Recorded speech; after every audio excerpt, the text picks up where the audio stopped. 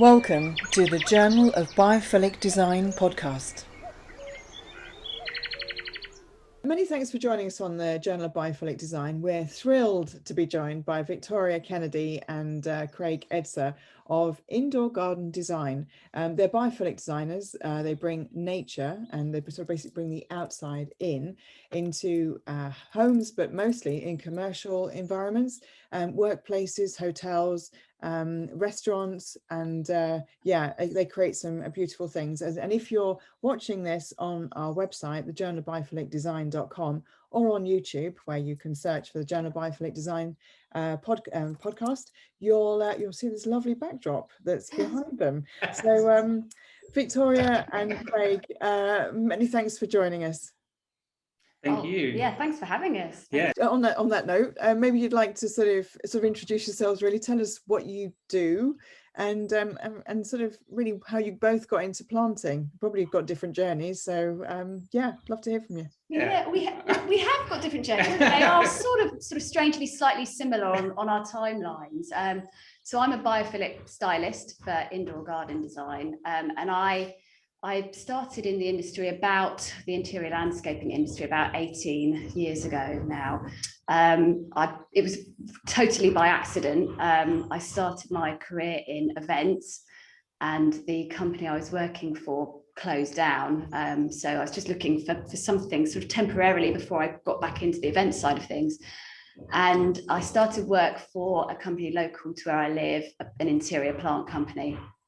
And I started in process management, but I soon just fell in love with the more tangible side of what this company did, providing plants to offices. It was wonderful.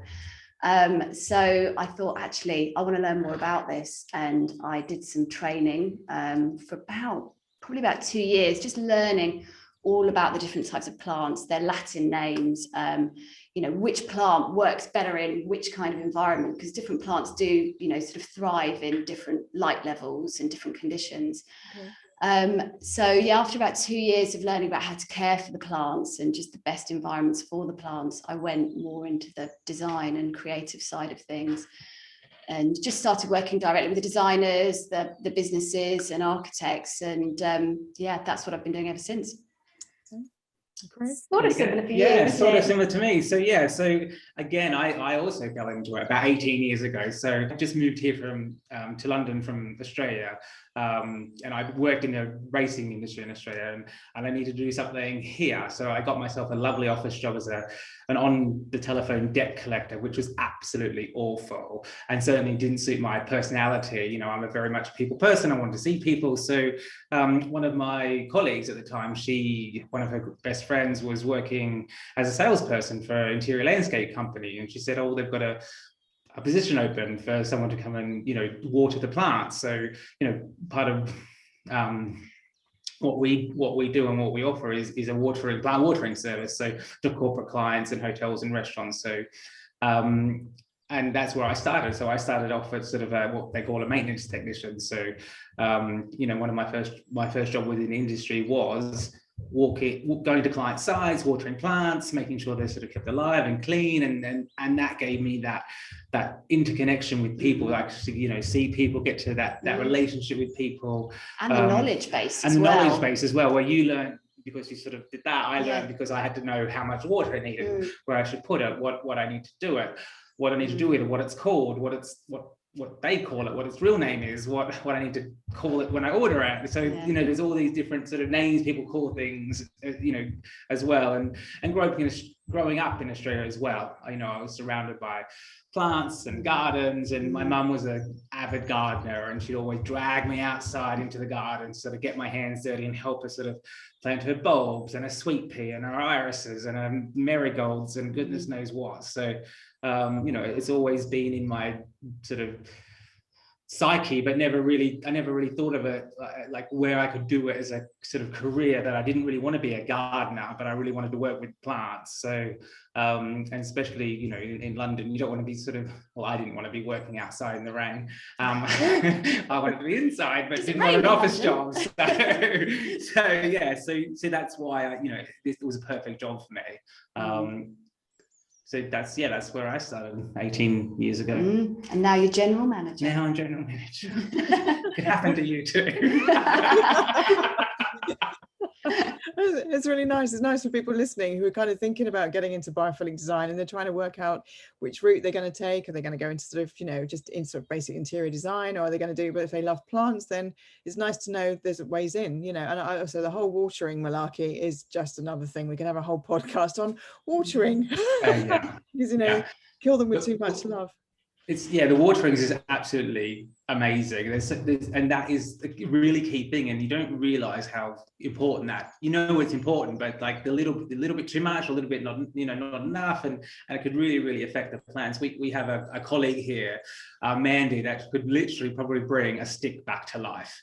She is absolutely like the most green-fingered person you'll ever meet in your life. You sort of say, oh, what, that's dying, what can I do with that? And she'd go, oh, do this and do that, and do this and turn this and cut that and add a bit of this feed and add a bit of that feed, and it's next minute it's just like it's flourishing again. You're like, how did you do that?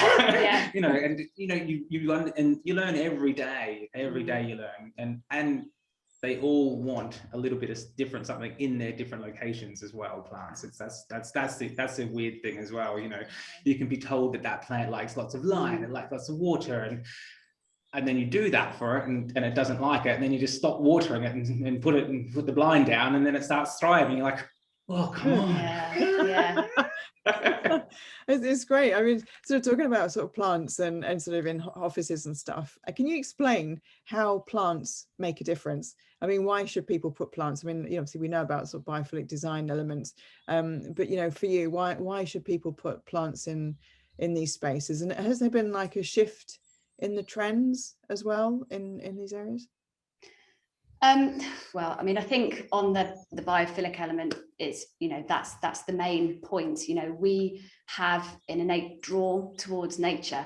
Yeah. And, you know, I think the benefits that being close to nature provides us, you know, just for our well-being, our mental health, our creativity, you know, why wouldn't we put greenery and planting inside a space, especially a space where we go to work or go to relax or wherever, you know, our homes.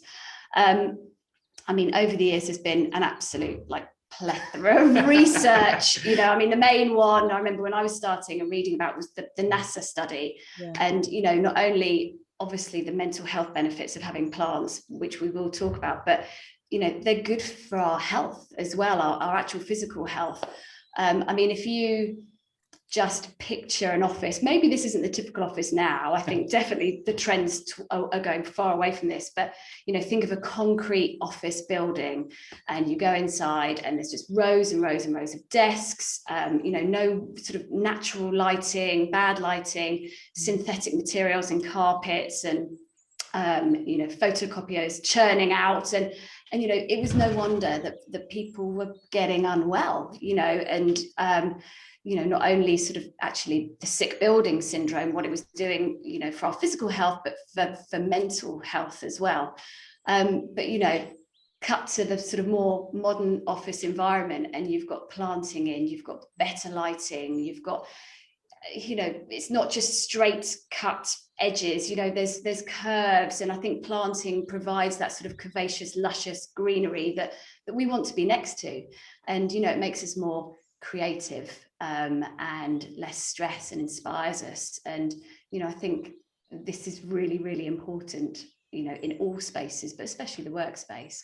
Yeah, and there's that, what's happening now is that sort of intermixed of where you're working and living, and, you know, you go to a meeting now in either a co-working space that has, you know, lots of plants, or you go to a bank like the local Nationwide or HSBC, they've all got plants in the reception, in their sort of in the banking hall, where that would used to be very much a, you know, you walk in, you do your business and you sort of walk out, and now it's very much a, oh, we want to invite you in, we want to feel like that you're at home. So there's sort of a real crossover between the way you work and where you live, and how it's all sort of becoming this blended environment, and how people are sort of trying to win also high caliber staff, high caliber staff to come and work for them, because the draw, you know, you have a look at the Amazons and the Googles, and, you know, in America you know, the same sort of here as well. You know, they're spouting about all the sort of the planting and the flexible working, but the flexible working within the office space where there's zones where you can go and work by the plants, where you can go and work, you know, you can go and work outside, you know, in the garden. And there's sort of really the trends as well, that where, you know, when I started, it was this blue pot and it was whacked in a corner, and, you know, we've got a planting office, thank you. It was very corporate, wasn't it? Yeah. We would do very sort of corporate structured office schemes for planting. You know, it would be, everything was sort of very similar, wasn't it? Whereas I think now it's more eclectic, it's less formal, it's less structured. You know, there's something about it that just says choice. There's more choice, I think, you know, and as Craig said, you know, instead of going into work in your sort of designated place, you can choose where to work. And you know, typically people like to go and work where there's sort of an inspiring backdrop, and I think planting just can really enhance that, and give that, you know, perspective, I think. But I also think on the trend side of things, I also think, you know, not just sort of how things look, I think there's been a huge shift in the status of planting on the design side of things and projects, you know, whereas when I first started, it was a little bit, we'd get a call from a client or a designer and it'd be like, oh, we've got like a small amount in the budget left, you know, what can you put in, what plants can you put in? And I think now it's the engagement is starting so much earlier. You know, we're working with architects, you know, before they've even drawn up their vision, you know, and they're coming to us. I think, you know, we are guiding them through the practical element of how to bring their visions to life. You know, I mean, there's been so many times when we'll get a call from an architect saying, we want to put a silver birch tree in, you know, the middle of an atrium. How can we do that? You know, and we'll say, well, you can't. I mean, unless you want to have a twig in the, you know, in the middle of winter when all its leaves have fallen off. But you know, how we can make your sort of vision come to life by using a tropical species, like a ficus tree, which is, you know, has a beautiful sort of big canopy on it, and it can have a thick stem, so it will give you that feeling of an outdoor tree in a park. But we can make that happen, I guess. And it's so nice to now be being brought in at the stages of the, you know, the project starting, rather than now can we put a silver birch tree into something where we've, you know, the lighting hasn't been, you know, sort of specified or got right. So I definitely think engagement is early engagement. And I'm working on a project in Canary Wharf at the moment that's not being installed until the end of next year. But what they're doing is designing the reception space around the tree, not the other way around.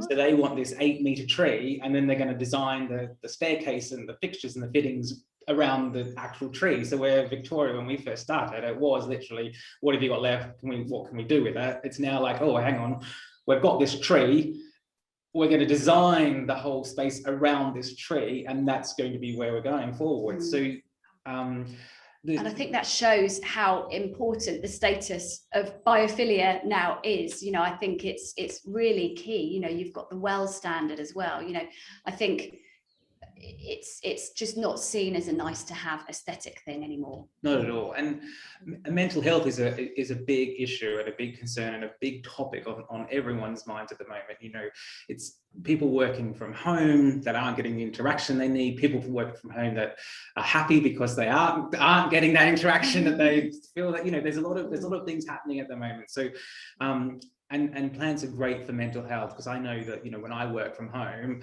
I don't have a plant in the room that I work in, but if I'm working from home, I'll go and grab one from my space and put it next to me so I can look at it all day, and in front of me, not behind me, not anywhere. So I'm sitting there on my computer looking out my window at a plant. And I think that is where offices are now, and corporate spaces and retail are really wanting to sort of put planting in to attract lots of people. You know, we're getting a lot of inquiries recently for cafes and restaurants that are reopening on the 17th of May. And what they're looking to do is, you know, they've got some space and they're usually dark and they can't really have live planting. So they're looking for replica solutions that will sort of have that engagement, have that draw, but also have have this beautiful space without having to have live planting, because they want it on the roof, they want it all hanging from the roof, they want flowers, they want it to be colorful, and none of that's going to survive as a live plant, but as a replica plant up high. And it's just, still got the biophilic element, exactly, because we're drawn to nature, green nature. It doesn't have to be real, it can be a picture. Exactly, true. Thank you for that. I was going to say, you sort of chatted, which I think is lovely, that the company is it Canary Wharf that are going to design the place around the tree. I mean, how refreshing that is. Can you maybe describe a place that you've worked on where, maybe what the challenges were, and how you transformed it? So kind of like, what it looked like before and what you did. That'd be really great. Just kind of give an example. Yeah, I can think of an example. You go first. I'll go first.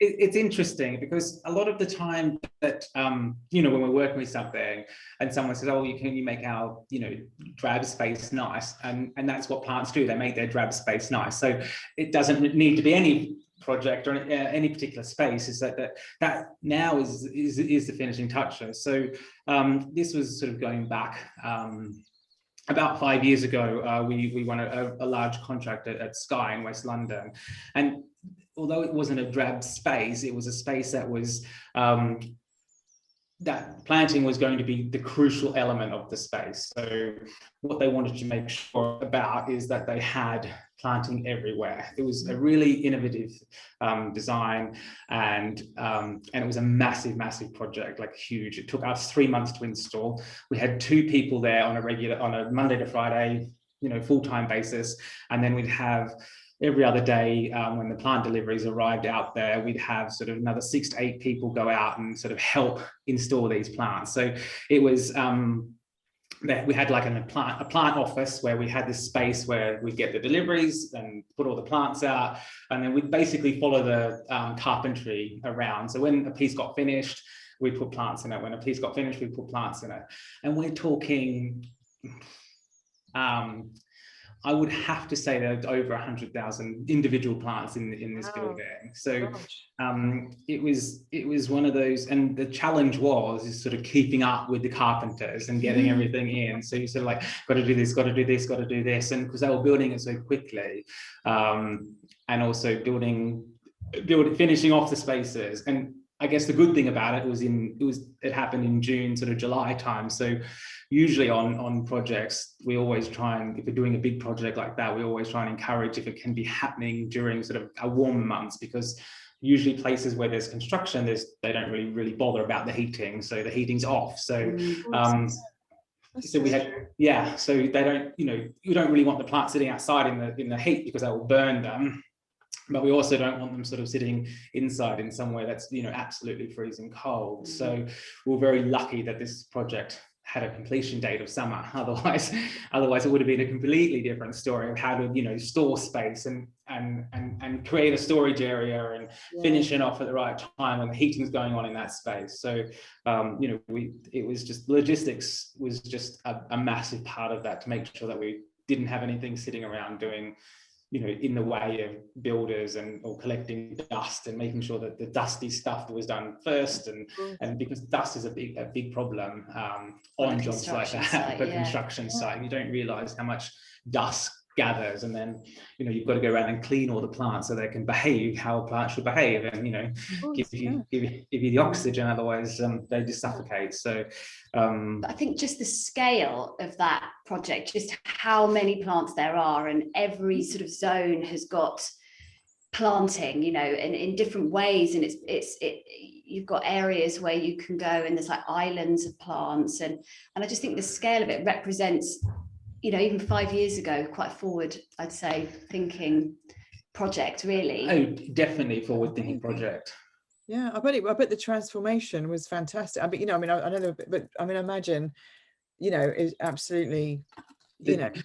I think the transformation has actually happened more so since the 5 years on, because what they wanted was to sort of have they had areas called home zones and team zones and team working desks. So they're always the areas that fill up first. So you go in there at 10 o'clock in the morning, and all the desks that have plants in the middle, or plants down the middle of them that have sort of their hot desk sitting next to it, are full, and all the desks that are away from plants don't have anyone sitting next to them. So you think, oh, okay, well, this is working. This is what they wanted, and this is biophilia, a very visual example of biophilia, where people are drawn to wherever the plants are. So, and the visual effect of it 5 years later is that they really wanted to be very, and I really don't like using this word, but organic, and sort of have plants sort of grow into the structure. So they've got these white metal structures that sort of surround the kitchen areas, where we've got nice, beautiful Scindapsus that literally have sort of started climbing and growing. And we have staghorn ferns that are absolutely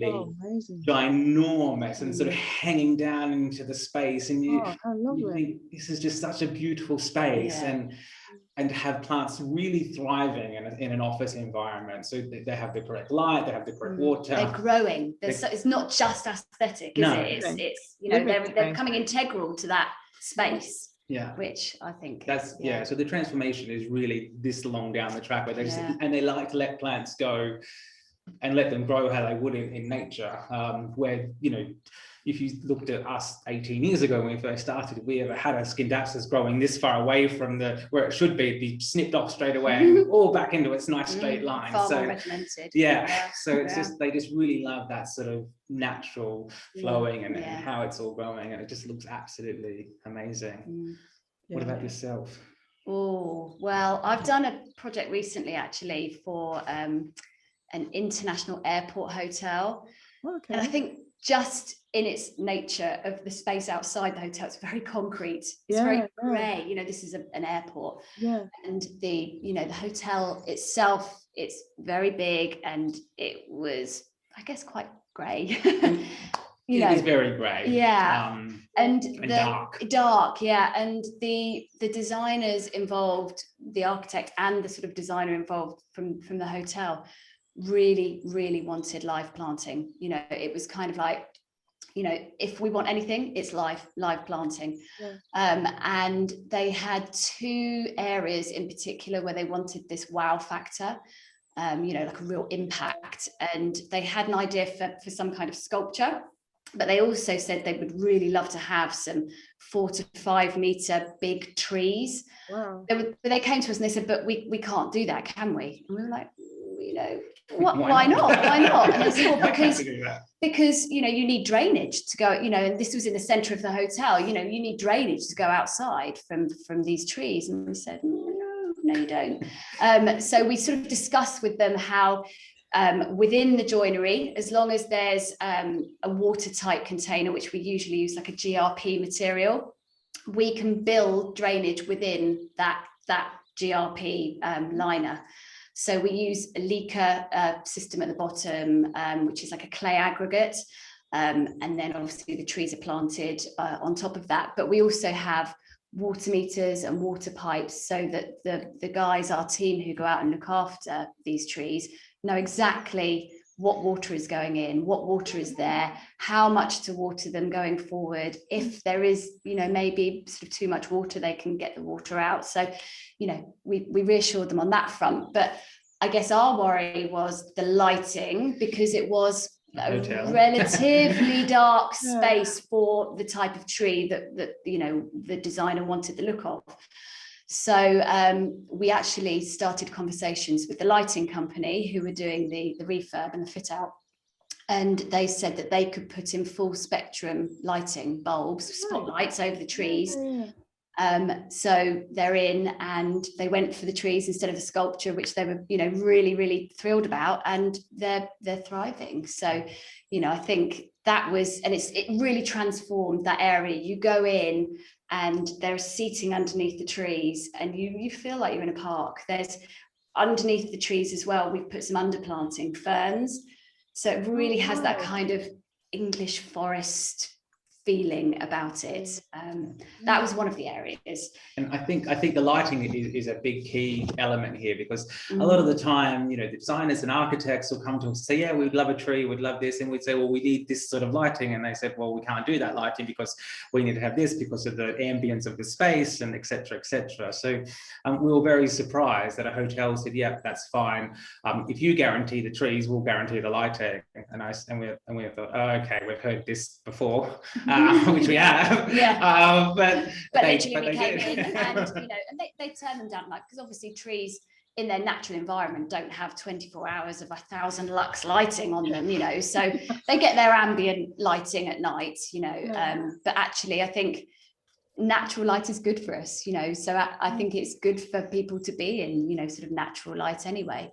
The other area that they really wanted this wow factor was in the restaurant, and the designer had designed these really cool metal structures that were like pergolas, that went over, they're about 5 meters tall, and they went over the tables in the restaurant, and they had electric light points in them. They were like, right, what live plants can we have hanging off these points? And we did go through some possibilities, you know, where we can, we want to use live planting, but we just came up against the problem that obviously a live plant needs a watertight container for its soil and the roots, because obviously we need to look after it and keep watering it. And we thought maybe they were going to just skew the look of the structure a bit, and also just for the technicians to get to them, to water them, you need, you know, probably quite a big ladder, scaffold, and you know, they need to be looked after at least sort of, you know, once a fortnight. So so they came round to the idea of having replica planting, and in the end what we did is used a mixture of green and variegated replica ivy, garlands and bushes, and we installed it so it looked like it was literally growing out of this structure. And because it's up high, I think you're not, and because the whole hotel downstairs is just full of live planting, I don't think you go, you know, that's replica, you know, that's not real. It just doesn't have that look. And when you look up to it, it's so lovely to see green. It just naturally relaxes you, de-stresses you, and makes a real difference. And it is that sort of, I guess, tricking of the mind where you do see a live planting at this level and you touch it, oh, that's real. So then you just assume that that's growing out of this structure is actually live as well, because you can't touch it, so therefore you just assume that it is live planting, and you don't think like us going, oh, wonder how they're watering that, wonder where the cell's coming from. And we start, you know, when we see that, we start questioning things where, but you know, if you're a plant lover and you don't, you know, but you don't really know the ins and outs of everything, you'll just go, oh, that's a lovely plant, you know, it's really good how they've done that. And I just think also it's green, you know, and this, how many stories high is this? It's atrium? About 6 stories inside, so it's a huge atrium. Very that tall. looks fantastic. I mean I must say, you walked in and I think the overall transformation was the planting, because you know, that is what I think really stands out when you go in. You know, everywhere you look, there's some form of green, whether it's down low, whether it's in banqueting, or sort of like the, you know, seats behind the banquets, or you know, up high in these big structures. I think everywhere you look, you've got green. Real transformation. It's really interesting. Sorry. It has such an impact, doesn't it? And I think as well in an airport hotel, where, I mean, you know, I'm a seasoned traveller, and I'm happiest sitting on a plane going somewhere, or on a train or anything. But some people are scared of flying. So actually being in an environment where we know that biophilic elements and planting helps calm us and reassure us, that's really nice to kind of help reduce those stress levels as well. So that's sort of a complete win-win all around, really. Oh, definitely. I think so. And you do walk in there, and especially when you get to the area where the trees are, and you know, I think you feel relaxed, you know. Yeah, exactly. I was sort of talking about plants then. I know you have some there that you would like to show us. So again, if people are listening, and you've got this far, which I hope you have, do go on to the journal of biophilicdesign.com and check out this podcast. And also, if you're on YouTube, have a look at YouTube because it'll be streaming on there as well. So again, look at the Journal of Biophilic Design. So yeah, so show us which plants are good. I did ask you that question beforehand. So I mean, maybe your favorite plants or whatever, but yeah, if you could just share a couple with us. Oh, well, I've got one of my all-time favorites here. Do we have to describe it for those who can't see it? We're going to have to do that. It's a real kind of, yeah, exactly. Oh, where has it gone? Yeah. Yeah. This This is yours. This is so weird because Victoria's my favorite plant is the same plant. Yeah. And we started at the same time in the industry. Yeah, I think we're born from the same age. And we're the same age. And we're the same age. No, you're a bit older than me. All right. Yeah. I just had to put that one in. So this is the Splenium anticum. It's from the fern family, and typically ferns, especially like your Boston fern, can be a little, I think they're a bit diva-ish, aren't they, in terms of their care. You have to sort of just be very on top of their watering and misting, and although this is a fern, it's just so hardy and just so tolerant. I mean, it does like to be kept moist, but it's also very forgiving if you don't, if you're a bit of a forgetful waterer. I just love their leaves. They're fantastic. There's another variety called Osaka. I don't know if I put it up closer. And the leaves are much more curly on the Osaka, but just as I think a very tolerant, easy, good house plant, this is your baby. And I think also this is the one we used a lot of these, and this one, I don't know if you can get this up. So underneath the trees, this is a Plumbodium, Plumbodium blue star. So we used a lot of these underneath the trees at the airport. So it really gave you that sort of forest floor look, and they are ferns, they grow at the bottom of the forest. So they like dappled sunlight, like to be kept moist, but this is just a bit of an unusual fern. It's very hardy and tolerant, so that's my favorite. They do grow quite big, so you see those in like tropical countries. As a kid, I used to play inside of the center of those in our garden, so that's how big they can grow. You can actually jump in and out of them. They're absolutely amazing, and I think that's probably what might be one of my favorites, because it reminds me of being a kid and sort of playing it. I've not seen one that big yet, or probably not one that I can fit in anymore. After lockdown. After lockdown, definitely not after lockdown. I was going to say as well, as you were holding them up, the contrast in the colorways are both the same species. I think, but I actually, funny, I've got both of them on my up on my. How do you find them? Yeah, well, the one, I've forgotten what you called it, the Osaka one. The anticum, the Splenium, the lighter leaf one. All the leaves fell off it. Oh wow! I think I was watering it too much, and now I've shoved it on the top, and I forget about it, and now it's growing. So I don't know why, but anyway, I think sometimes that's the best thing you can do with some plants, is ignore them rather than over mollycoddle them, because actually overwatering, as we well know, is much worse than underwatering. Oh, okay. But what else have we got here? I think what I like to sort of remind people of when it comes to plants. I said, if you don't know what the plant is, have a Google of it and see the country that it's from. So if you see the country that it's from, that'll kind of give an indication of how much water it may need, because that's the sort of environment where it is. So if you Googled a fern, you'll see that they're sort of from a more tropical country. So if you Google like a sansevieria, like the mother-in-law's tongue, you'll see they generally originate from more warmer countries, so they don't need much water, or sort of Mediterranean sort of thing. So that's sort of my big thing is, where is that from? Okay, that country, I know a little bit about that country. It's warm, it's cold, it gets cold at night, it's warm at night. And that sort of gives me an idea of what the plant is, and also connects me with it a little bit. Go, oh, you're from there, that's nice. I know where you're from. I know where you were born, type thing. So this is one of my favorite.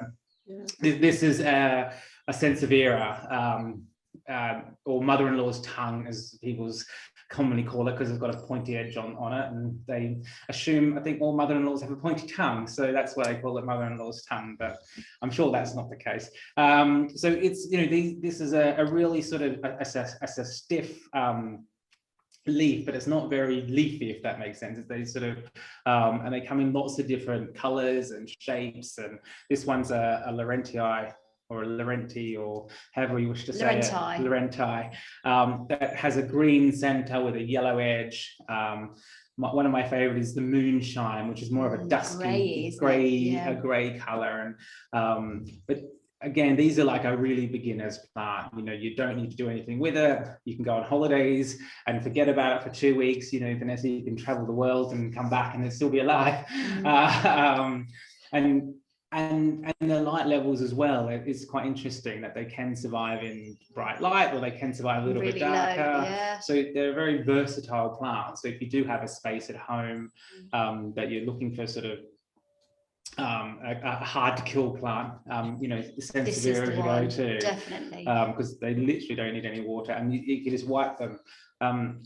The weird thing about these is that they're really high. Victoria mentioned earlier about the sort of NASA study that was done quite a few years ago.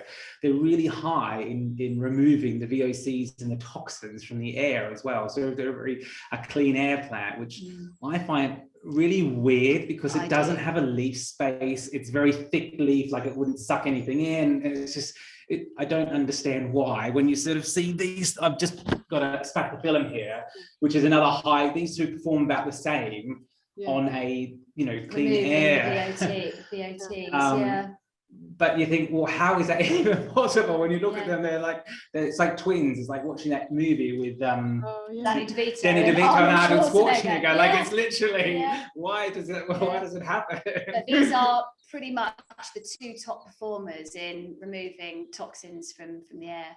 And isn't this one the bedroom plant? They're really good for the bedroom. And I think that's another common misconception as well, is that people don't like plants in their bedroom, where actually that's where you should have plants, because that's probably a really good space, you know, place for it, especially when you're sleeping. I've actually got 5 of those mother-in-law tons in my bedroom, and I've got a massive Spathiphyllum, the peace lily, outside on the hallway. So and I'm having a great night's sleep since I put them in. It's like I can breathe clearer and stuff. So it's kind of, I tried it and it's kind of working. So it's worked. Who needs the NASA study? Really. And I love the analogy of the twins film, and they do look so different when you brought it up. It's really good. I don't want to say goodbye, but I'm gonna ask just one final question that I ask everybody, and people who are listening will know. If you could paint the world with this magic brush of biophilia, what would it look like? Okay, I would love to paint the world like Changi Airport in Singapore, where it's like literally lush green everywhere. There's water, there's green, there's this, you know, this absolutely amazing looking space. You know, I'd like to see that forward thinking happening in all sorts of planning and development in residential and sort of hotels and restaurants and offices, and sort of just have that design element of biophilia at the beginning, and I'd love a Changi Airport everywhere. Thanks. I haven't been there. Sounds beautiful. Sounds absolutely amazing. I think I just like the idea of, maybe this is not the world. Let's not start with the world. Let's start with education settings, healthcare settings. You know, I still think they are very slightly sterile environments, and you know, I think hospitals should have plants in them, should be adorned with plants, I think, and you know, even pictures of plants or forests or whatever. You know, I think at the moment they're just very, very sterile environments, and you know, schools not so much, but I think that I don't think we've got into the benefits of what planting and biophilia can do for the school and education environment. I think we've talked a lot about it in the workspace, but I think, you know, I think schools, and there have been studies about how, you know, cognitive behavior improves in students when there are plants around. So I think let's start with healthcare environments and educational settings, and get those, just transform those spaces, make them more green, make them more natural, and therefore more inspiring for, you know, future generations. Thank you for listening to the Journal of Biophilic Design podcast.